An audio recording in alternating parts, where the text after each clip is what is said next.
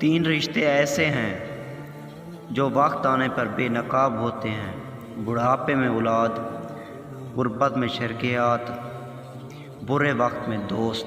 رات میں کوئی کسی کا اتنی شدت سے انتظار نہیں کرتا جتنی اللہ اپنے بندے کی توبہ کا انتظار کرتا ہے۔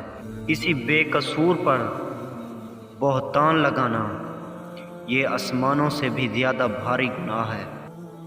آج اگر زندگی مشکل ہے تو کل کی آسانی کا وعدہ بھی اللہ نے کیا ہے۔ اللہ سے مانگو، خوب مانگو، اللہ تمہیں امید سے بڑھ کر دے گا۔ بہترین انسان اپنے علم سے پہچانا جاتا ہے، ورنہ اچھی باتیں تو برے لوگ بھی کرتے ہیں۔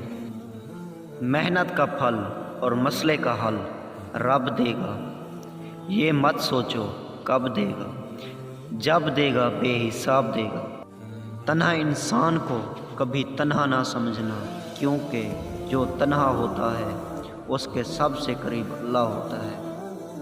بے فکر ہو جاؤ، اللہ پاک مخلص دلوں کے ساتھ کبھی ناانصافی نہیں کرتا۔ رشتوں کو جوڑے رکھنے کے لیے کبھی اندھا، کبھی بہرا تو کبھی گونگا ہونا پڑتا ہے۔ غلط بات پر غصہ آ جانا شرافت کی نشانی ہے، لیکن اسی غصے کو پی جانا مومن کی نشانی ہے۔